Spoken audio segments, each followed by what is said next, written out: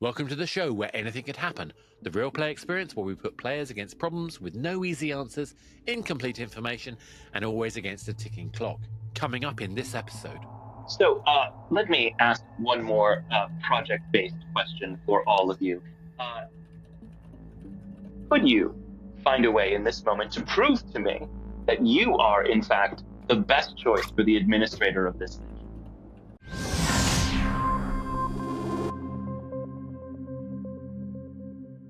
In this episode, we're inside the UFR Research Station Osiris, currently orbiting the Carina Nebula, a vast star-forming region over 7,500 light-years from Earth. Osiris is observing an interstellar anomaly known as Object 514c, a self-repeating neutrino burst that may be the first observed remnant signal from a pre-galactic civilization. It's a scientific posting of immense prestige and potential danger. The anomaly occasionally disrupts local communications, and the proximity to dark matter filaments poses a navigational hazard.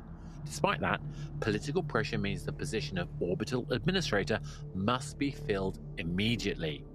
The UFR Recruitment Officer has 20 minutes to choose from 3 available candidates, each with impeccable qualifications, but of course, anything can happen. Hi, I'm Chris Payne, game developer and background extra. Tonight I am playing Anders Douglas, freighter captain. Hi, I'm Lucy, games producer, explorer, adventurer, improviser. And today I will be Dr. A.D. Lucimar. I'm a xenophysicist. Yes. Yeah, I'm a xenophysicist. Usually they're specialists, but I like to just say xenophysicist. Hello, I'm Antoni Salreta. I'm a game designer and I'm playing Lieutenant Mike Lennox. I'm an ex-military systems officer. Hello, my name is Adam Kutaishat. I am an actor, podcaster, and Mother of Dragons, and I will be playing Brian Smith, him, recruitment officer.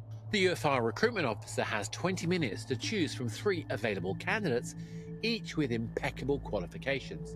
But of course, anything can happen.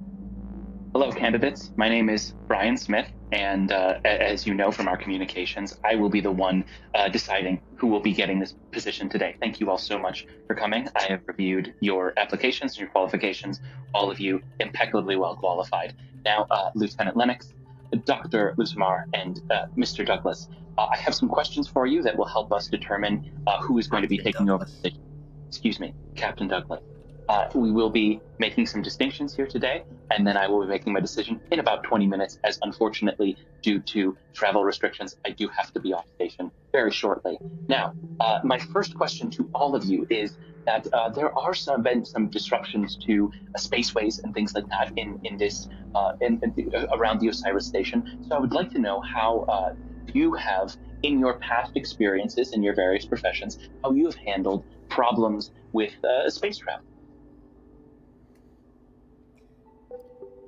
Well, ideally you go around a problem rather than through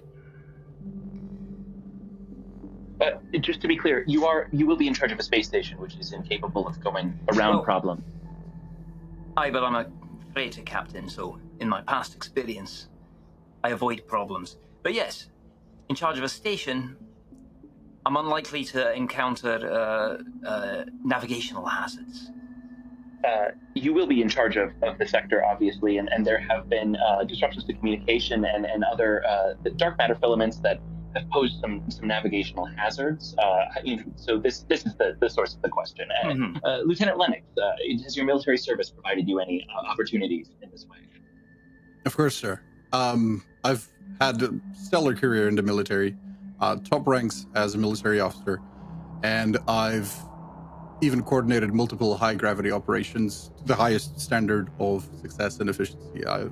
Handling the unknown is part of the day-to-day, and no one does his best. Dr. Lucimar.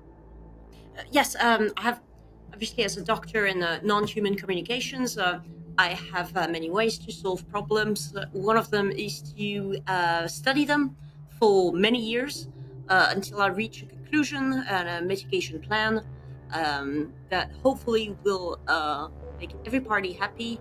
likewise, I've also got experience as a manager, and I take all the non-human cues from the different members of the party and try to get them to understand each other's perspectives and reach a compromise that might not be ideal for anyone, but at least it helps us move forward. Excellent. Any last thoughts on that first question?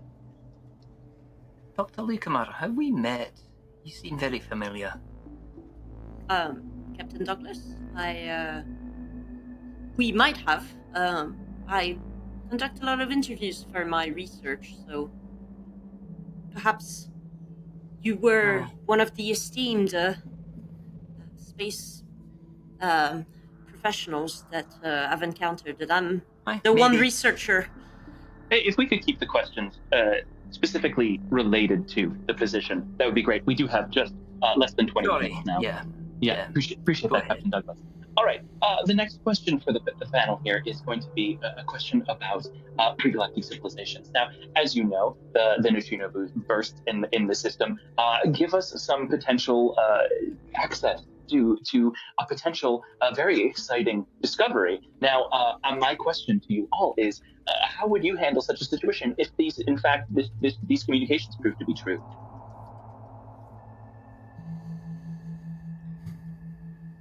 Well, look, I'm not a scientist, obviously.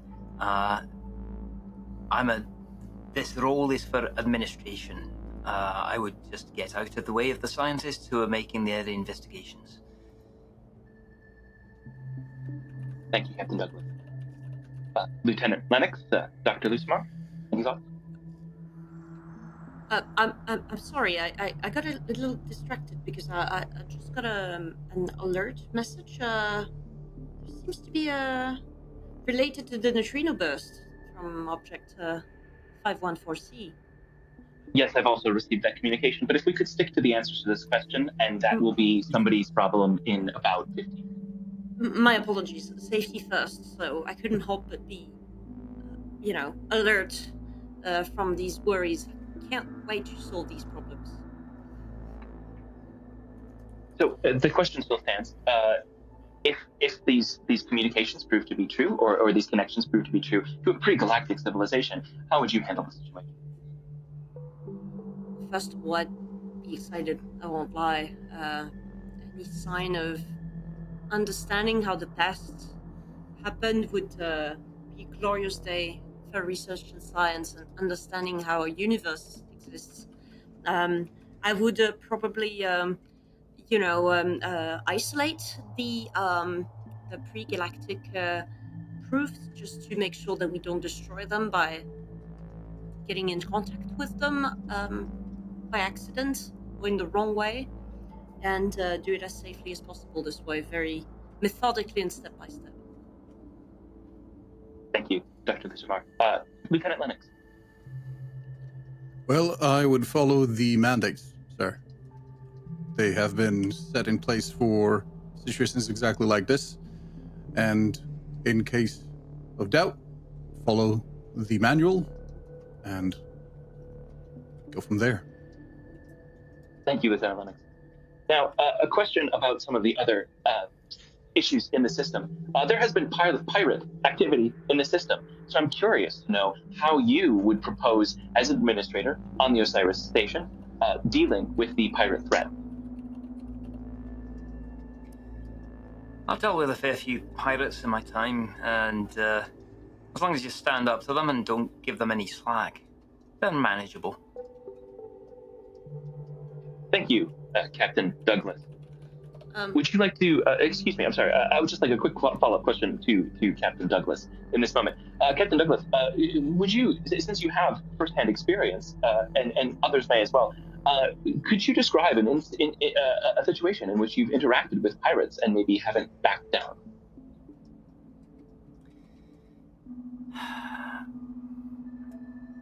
Been challenged a fair few times, been shot at. Mostly I can outrun them. A few times we had to fire up the rear-facing guns and take out pursuers. For the most part, I've been able to shout them down and move on. Thank you, Captain Douglas. That sounds harrowing. Dr. Lucimar, you were going to answer the question. I must apologize for interrupting. No, by all means. It's very illuminating. I mean, I wouldn't want to attack them full front. That would be too dangerous. But keep them at a safe distance and essentially act based on facts. If I see reasons to sort of contact them cautiously before any wrongdoings happen, I would. And if I have to retaliate, unfortunately, I'll make sure to have a team ready for that. But that would only be as a sort of last resort measure. Thank you, Dr. Lucimar. Lieutenant Lennox, same question. Well, first of all, we'd have routine tests running throughout the facility just to make sure we're prepared for such a situation. On top of that, I've also managed and developed systems to detect, target, and engage with air-to-air or even ground targets. This is all part of the day-to-day of military work, and it's teachings that I have not forgotten and I would employ on the day-to-day of our operations. Thank you, sir. I'm so sorry, but as someone who specializes in comms, Captain Douglas, I can't help but stare at the jewelry you have on you. Do you care to... this? Yes. Oh, you recognize that? That is interesting. Yes, that is a souvenir from my youth. Your youth? I'm not wanting to worry anybody, but I think that we may be about to encounter some pirates firsthand. That was my point. We were talking about pirates, and I've received the same messages as you, and in my research in comms, I've indeed noticed that this youthful jewelry, I believe is linked to maybe the Black Courier. I've done a lot of research. I'll be honest, seeing as I'm not going to get this job anyway, yes, I used to run with the Broken Sun Corsairs in my youth. That's why I'm not too concerned about facing down pirates. But I think it would behoove us to maybe take some preparations in case we're about to be ambushed. Captain Douglas, I would like to ask you in this moment if you would dedicate some time in this moment. Think of this as a project-based interview. If you would dedicate some time to maybe putting a plan together in case we were to be ambushed by pirates in this moment, while I continue finding projects for the other two members. Sure. Let me see what I can do. Thank you so much. Thank you so much. Lieutenant Lennox, I would love to hear your experience with the military and how it led you to administration. Well, sir, I've, as I mentioned, led many, operations, boots on ground, and obviously as well on our airships.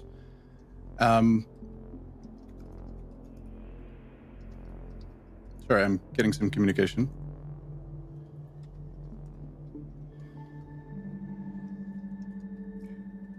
Look, I've asked if we can man any defensive stations that we have. It's just a precaution at this stage. But yes, the doctors quite accurately identified the comms blip that we just had. Doctor, I have two requests for you. Think of this again as a project-based. First a question and then perhaps a project. The first question that I have for you is, why would you recognize a pirate medallion? Well, as a doctor in non-human communications, I have extensively obviously studied different ways of communicating throughout the galaxy, and the pirate culture is very interesting in the way that it uses jewelry as a mean of recognizing each other. And so, indeed, this one came to my mind because it's very specific. And it's the only one that is yellow and actually fits on a jacket. So it sprung to me from the start of the interview, and I guess my memory served me right. Well, Smith, do you have command authorization for this station? Merely a bureaucrat. Apologies for that. Lennox, does your rank carry command authorization? Not of this station, no. Well, we're going to need to wrap this interview process up. So I do have a project-based task for you, Dr. Lusamar. We have been getting some encrypted pings that are here on the station related to the neutrino bursts, and I would love for you, if you could, to take a look at some of this, since you seem to be getting our communications anyways, and just take a look and see perhaps what you can discover, what might be inside of that. Yes, please. Give me access right now, please. Mr. Smith, I believe the doctor to be the cause of these things. What? I've intercepted various of these signals. We have an incoming vessel, people. And this pattern of neutrino signal seems to be a carrier wave, a low-level signal, very typical to pirate signals. Right. Captain Douglas, I'm going to add a bit of an addendum to your project-based interview here. You said that Dr. Lusamar looked familiar to you, did you not? I still can't place her, though. Perhaps spending some time searching for that connection might be valuable in this moment. And Lieutenant Lennox, I have a project for you. I would love for you to potentially investigate the source of these pings and maybe using your resources discover what Dr. Lusamar might be doing and if in fact she is the source of these. I'm on it, sir. You're accusing me of vile things, Mr. Smith. I'm not accusing you of anything. These are simply projects that I'm using to test the administration skills of those currently in attendance. Okay, well, I know that this is probably a little bit uncommon, but could I also ask you to do a sort of project-based interview on your side of things and perhaps maybe look up Lieutenant Lennox? Sure. I would be happy to look into Lieutenant Lennox, see if there's anything besides the extensive previous research that I've done that it would reveal to me. Mr. Smith, could I obtain command authorization? That is not something I'm able to give.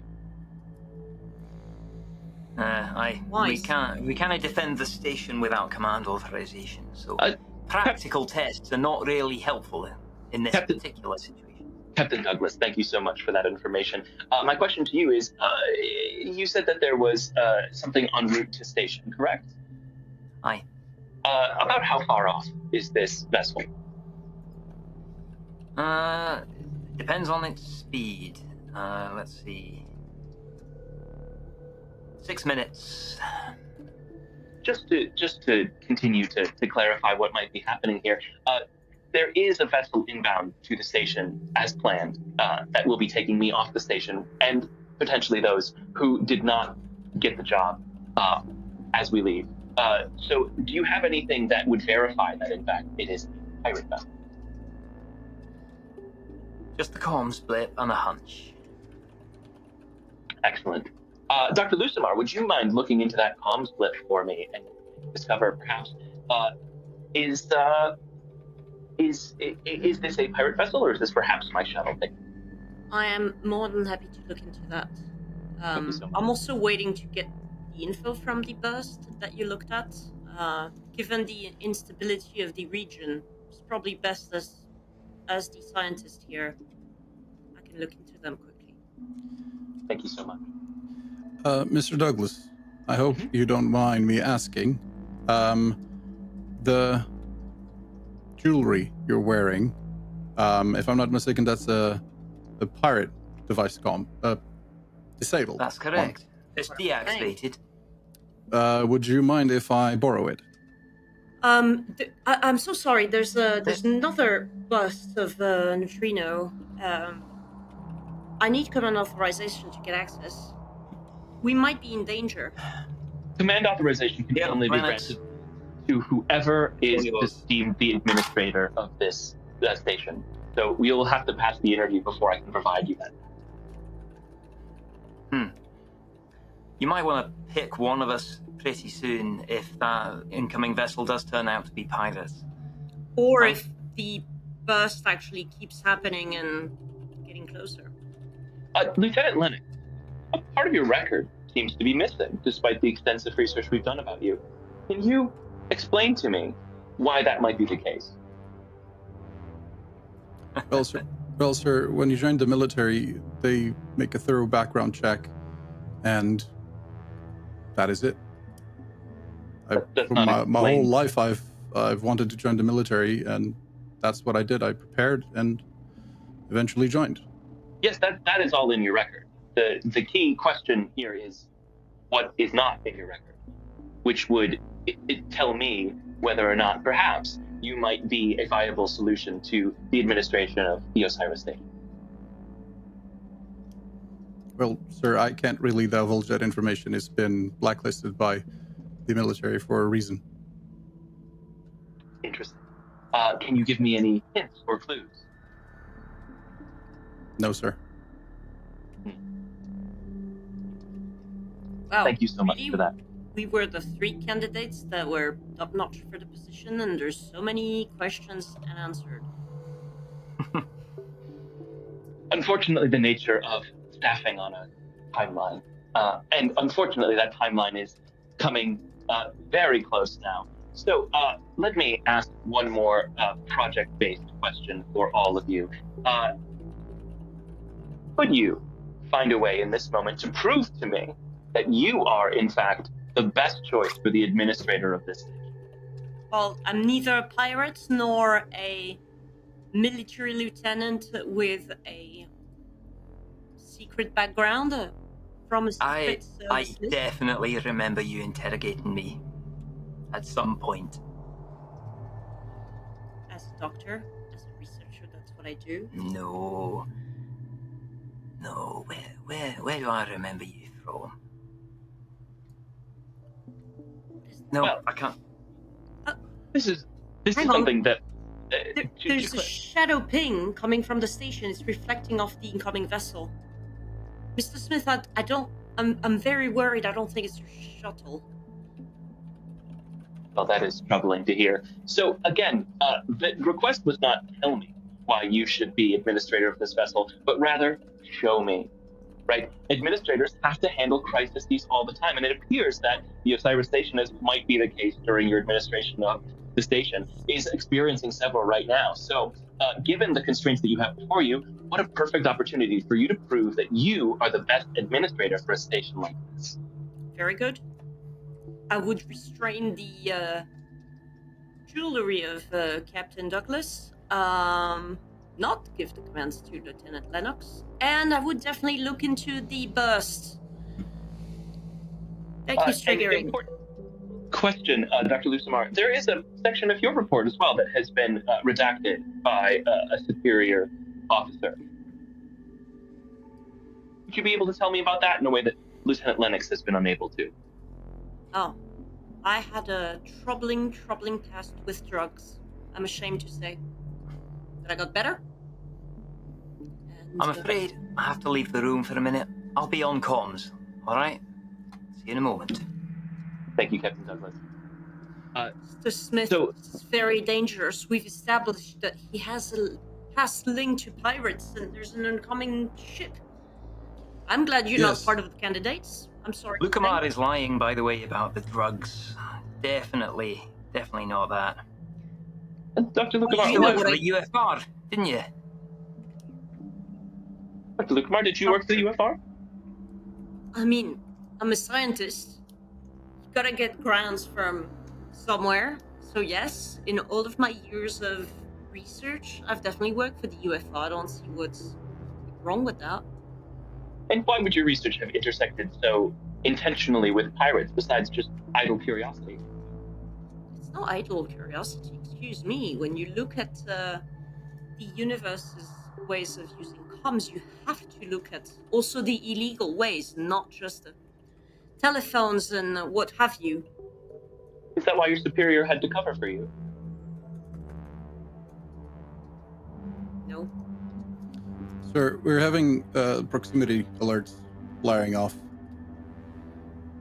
Might be attacked by pirates, or shit. we might be taken off by pirates, or by a burst of energy. Captain Douglas? Hi. I'm near the airlock, but it sounds like they're not attempting to board us. They're attempting to ram us. And on that note, we shall leave the scenario as we will discover what happens as we go along. So, I'm going to leave it a little ambiguous about the ship. Was it what does everyone think the ship is? So, our recruitment officer, what is our ship? Oh, Brian is completely convinced that it's his taxi home. This Uber, it's just like... I was like, why aren't you making a decision? Of course it is Uber. You're supposed to make a decision. At this point in time, this is your time up. So have you made a decision who you're going to give the command controls to? Yeah, I have. Who? It was Lieutenant Lennox. Lieutenant Lennox. Military commander. The guy on the surveillance list? You're now at the base. Is there anything you want to declare now that it's all decided? Go on, tell him, Lennox. I'm just here to do the job. Yeah, but what's politically you're difficult a about? He's a spacer. Look, I might have been a spacer in the past. So that's has to be done. But at least there's no one else who's got any kind of secrets that came out. Oh wait, yeah, you didn't really make it a secret. You told everybody you were a Black Corsair because, hey, yeah, wear it. Wear it. Well, you were literally wearing it proudly. Yeah, I own that. I'm not going to be disabled, wasn't it? It was disabled. Really? Lennox might have been able to reactivate it. I was not. Ooh. But was it disabled? Anyone have any thoughts on that? Well, I genuinely thought it was probably not disabled, and I was like, well, a known ship, I mean, what else than, the yellow comms thing that is, I was like, wow, I was told it was going to be jewelry, so I was like, oh, I'm impressed you actually have one. You definitely thought it was disabled. Yeah, but did it wasn't. No, of course it wasn't. I was like, no, definitely not. It was set up so when you arrived, it would trigger. But yeah, that was your erstwhile former colleagues putting you in the poop. So yeah, charming. All good. Well, charming. I was waiting by the airlock with a weapon. You were waiting by the airlock with a weapon. Oh, no, this is like one of those Google interviews that they set you up from the start. Damn it! At least I didn't put you in a blender and you were only the size of a matchstick or something, yeah. And Brian's just there with the button that can cancel everything, but it goes like... I mean, come on, I was getting ready for the questions like, if you were an animal, what would you be? Where did you see yourself in 5 years? I had them ready to go, and then crisis scenes kept happening. What do you think is your greatest weakness? I was ready. I just have no doubt. I have no doubt you had that ready. But did anyone else have a secret? No. No. Definitely not. Come on. Brian's secret was that he had to get this right, or his career is basically over. Yeah, and I think you got it wrong, dude. Because I'm not a pirate. Look, if I couldn't figure out that he was a spacer, maybe my superiors can't either. Okay. But I am fair. Yeah, I'm actually a scientist, but I do work for the UFR. And yeah, you've seen me before because I've probably put you in prison or something like that, Captain Douglas. Yeah, I mean, you don't have any memory of interrogating, Douglas, but you plenty did. of criminals. Yeah, you've seen. He's just another criminal you've had to deal with. Again, just take a ticket. It's just a recurring thing now. Every episode. Exactly. I'm sorry, can we... Lucimar was a spy. I was a spy, but a like spy a good spy. for the UFR. Yeah, and like for science, I was like, just give me the fucking control to the fucking science stuff, because we might get destroyed by a blast of, whatever the name of the MacGuffin is in this episode.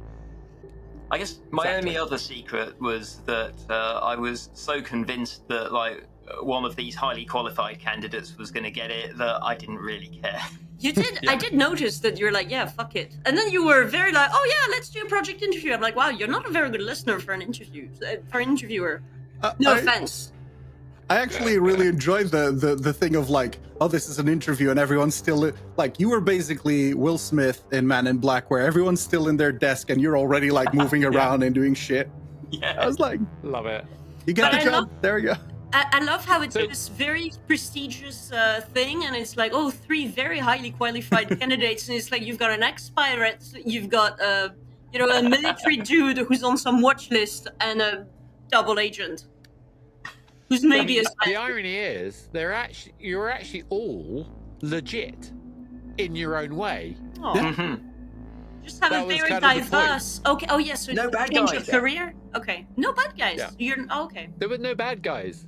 Really? That was my aim, is to have a scenario where nobody actually had to play a bad guy. Oh my god! And no one was killed. Yeah, there were no bad guys. You're lucky I didn't have guns. Do we get to live on this one then? Well, we don't know, because are they pirates, or is it simply the ride home that's had a problem with the comms system? It's definitely not Uber. I mean, it's one of these episodes I've always understood that, what's gonna happen? Yeah, it's never cookies, It's always a fucking planet exploding, or, terrible... A space ice cream van approaching. Yeah, and it's never the space ice cream van. To be clear, Brian is a bureaucrat who has never had to deal with a crisis, and so his entire thing was like, everything's probably fine, and also like, I'm gonna manipulate these people into keeping me not dying. See, the thing is, I was actually this close to being like, how about we all get command and do what we're good at? And I was like, but I don't think I can trust you, because I can never trust the other players in these. That'd be a true Deep Space Nine moment, wouldn't it? I mean, the true, the Voltron version. Well, the true success is the friends. Voltron. Yes. Oh yeah, we get together. Yeah. No, but the thing now I'm gonna have to write a whole. Okay. Yeah. I'm gonna have to roll a whole short story around the space station that's basically a Voltron story. Oh. Anyway, but what did Brian think of the candidates? Give us a little, a kind of after action report for each of the candidates from Brian's point of view. I think if Brian didn't have like corporate breathing down his neck, he would have chosen Captain Douglas, because Douglas like proved to be the most like proactive and like honest and like direct, like solving problems. But because former pirate, that would be a fiasco that his career wouldn't survive. I mean, it's just a suave leather jacket. That's all. You're getting like, and I was the only one with real answers, by the way. His idea of a problem is avoiding the problem, and you were like, you can't move. I'm sorry, again, I mean no disrespect, but you're not a good interviewer. No. I loved. Wow. I loved your comment that you can't move the space station. That was genius. Yeah. I feel that I genuinely, you know what I'm gonna use as a card? I'm gonna say I'm the only woman in here. Okay, I had the most professional answers, and you know what? Play that card. But to be clear, like I didn't choose you, and I would have paid you 33% less. So like that's how much I didn't like you. Oh, wow. By the way, this podcast does not officially condone such behavior. You know what? I'm joining the pirates. Give me this gun. What are you in here for? Fighting the patriarchy. Love it. Any other thoughts or comments that Brian would have had?